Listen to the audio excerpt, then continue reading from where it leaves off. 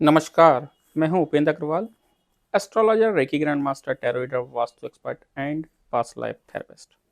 आज की यह वीडियो है पास्ट लाइफ थेरेपी के ऊपर।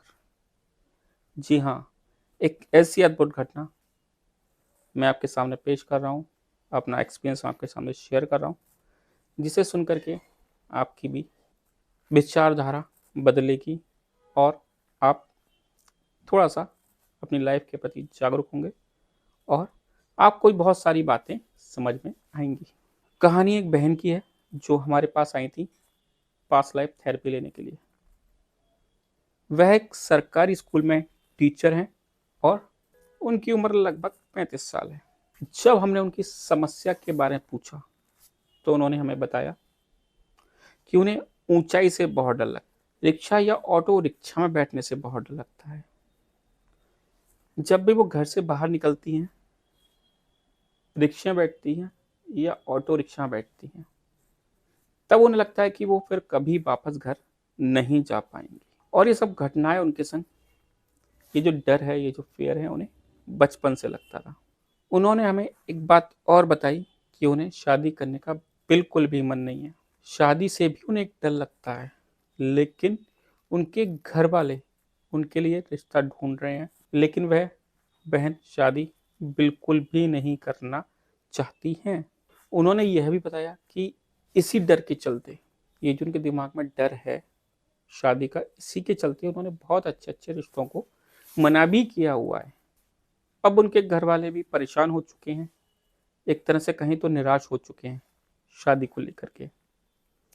इसलिए उनके घर वाले उस बहन पर शादी के लिए बहुत ज़्यादा प्रेशर डाल रहे हैं कि जल्द से जल्द वो शादी कर लें, लेकिन बहन का बिल्कुल भी मन नहीं है शादी करने का। यह सब बातें सुनने के बाद हमारे पास दो सवाल थे जिनके उत्तर हमें चाहिए थे। एक तो उन्हें ऊंचाई से डर क्यों लगता है, रिक्शा, ऑटो रिक्शा, ट्रेन में बैठकर कहीं भी जाने से उन्हें डर क्यों लगता है, उन्हें क्यों लगता है कि वो घर वापस दोबारा नहीं पहुंच पाएंगे।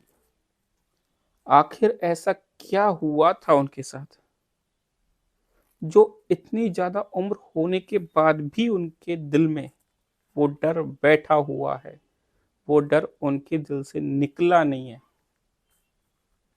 दूसरा, शादी को लेकर के वो इतनी निराशाजनक स्थिति में क्यों है।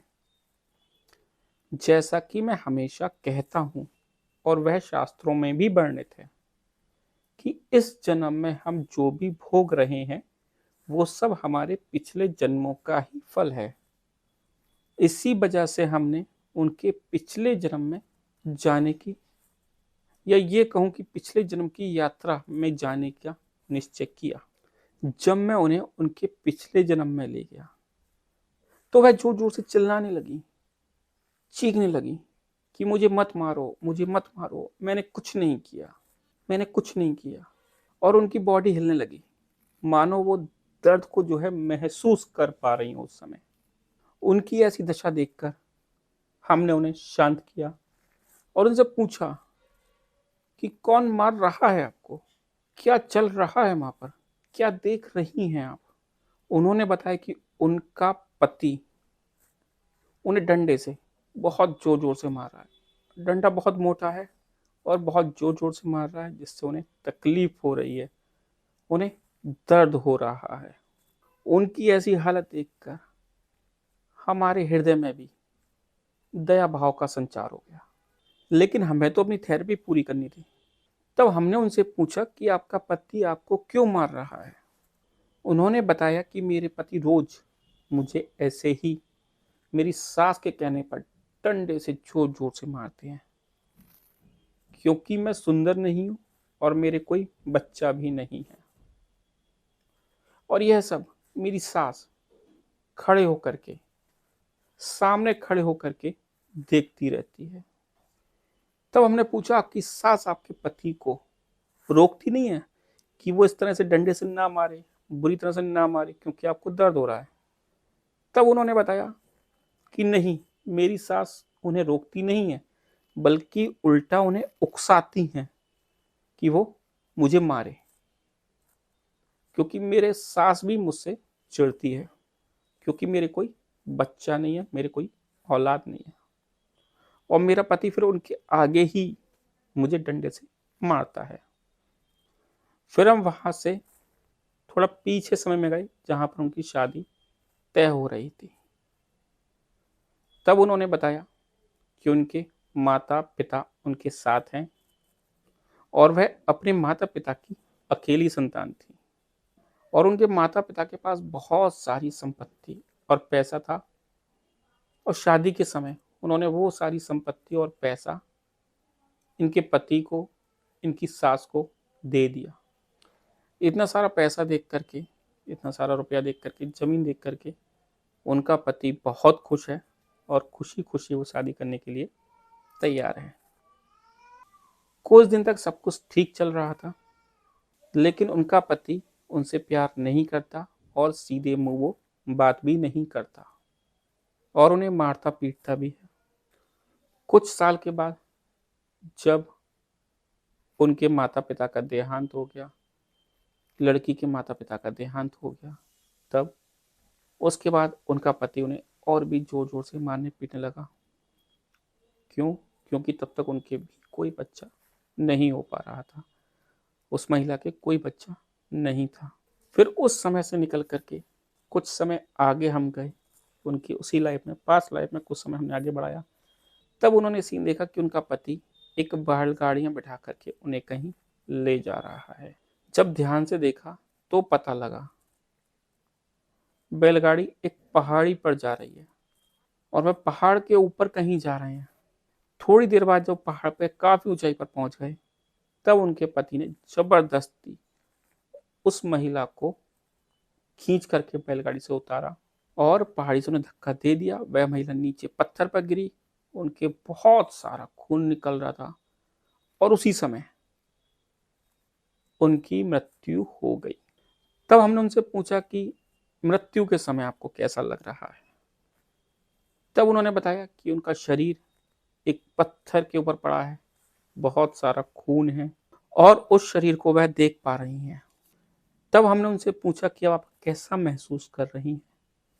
तब उन्होंने बताया कि मैं बहुत दुखी हूँ कि मुझे ऐसा पति और ऐसा परिवार मिला जो मुझे मारता पीटता है और वे वजह मुझे परेशान करता है। अब हमें सब कुछ पता लग चुका था कि उन्हें शादी से डर क्यों लगता है, क्योंकि वह अपनी शादी से बिल्कुल भी खुश नहीं थी। उन्हें एक ऐसा परिवार मिला था, एक ऐसा पति मिला था जो उन्हें मारता पीटता है और वे वजह उन्हें परेशान करता है, और यही डर उनका इस जन्म में भी उनका पीछा नहीं छोड़ रहा था। यह डर उनके साथ इस जन्म में भी चला आ रहा था। दूसरा, उन्हें ऊंचाई से डर इसलिए लगता है क्योंकि उनके पति ने उन्हें एक पहाड़ी पर ले आकर के नीचे धक्का दे दिया, तो यह डर भी उनके दिल में बैठा हुआ है। और हमारा इस क्वेश्चन का आंसर भी हमें मिल गया था कि उन्हें रिक्शा, ऑटो में बैठने से डर क्यों लगता है, क्योंकि उनका पति उन्हें घुमाने के बहाने से, पहाड़ी पर ले जाने के बहाने से बैलगाड़ी में बिठा करके उन्हें ले गया और जबरदस्ती उन्हें वहां से धक्का दे दिया। यही कारण था कि उन्हें कहीं पर भी यात्रा करते समय, चाहे वो रिक्शा में बैठी हूँ, ऑटो रिक्शा में बैठी हूँ, ट्रेन में बैठी हूँ, हमेशा उन्हें लगता था कि वो वापस घर नहीं पहुंच पाएंगी। तो ये तीन सदमे, जो तीन डर थे, वो उनके दिल में, उनके जहन में एकदम बैठे हुए थे, जिसकी वजह से उनकी जिंदगी एक तरह से नरक बन चुकी थी। या कहूँ तो वो अपनी जिंदगी को एंजॉय नहीं कर पा रही थी, पूरी जिंदगी उन्होंने डर डर के निकाल दी। जब हमें उनके सभी डरों के बारे में पता लग चुका था, तो हमने अपनी थेरेपी के द्वारा उनके दिमाग से, उनके दिल से उन सभी डरों को रिलीज किया, उन सभी डरों को बाहर निकाला। जब उनके दिमाग से, उनके दिल से वो सब डर निकल गए, वो बहुत अच्छा फील कर रही थी, बहुत ज़्यादा खुश थी। आज लगभग 6 महीने के बाद जब मैं उनसे मिला, तब मुझे पता लगा कि आज उनकी शादी हो चुकी है और वह अपनी शादी में बहुत ज़्यादा खुश हैं। बहुत अच्छा उन्हें पति मिला है जो उनका बहुत ज़्यादा ध्यान रखता है और वो अपने जीवन से अब बहुत ज़्यादा खुश हैं। और दूसरा, अब उन्हें ऑटो रिक्शा या रिक्शा में या ट्रेन में बैठने से भी डर नहीं लगता है। वो दोनों पति पत्नी अक्सर ही यात्रा पर जाते हैं, लंबी लंबी यात्रा वो करके आते हैं। तो ये थी एक पास्ट लाइफ थेरेपी की एक कहानी, एक सच्ची कहानी जो मैंने आपके साथ शेयर की और आपको भी बहुत अच्छा लगा होगा कि कैसे पहले एक महिला, एक बहन अपने डर से जूझ रही थी और हमारे पास आने के बाद, हमारी थेरेपी करने के बाद वो एक नॉर्मल ज़िंदगी जीने लगी। अगर आपके साथ भी कुछ ऐसी घटनाएं घट रही हैं जिसके बारे में आप नहीं जानते, तो आप यहाँ पर हमसे पास्ट लाइफ थेरेपी ले सकते हैं, जिसके माध्यम से आप जान पाएंगे कि कहाँ पर, कि कौन से जन्म में आपने क्या किया है जिसकी वजह से आपको ये प्रॉब्लम हो रही है। तो आज मैं आपसे विदा चाहूँगा। आज के लिए इतना ही। नेक्स्ट वीडियो में एक नई कहानी, एक नई स्टोरी, एक नई रियल घटना आपके सामने लेकर के आऊँगा जिसे हमने ठीक किया पास्ट लाइफ थेरेपी द्वारा। आज के लिए इतना ही। आप सभी लोगों ने बहुत बहुत ध्यान रखिए। धन्यवाद। जय माता दी।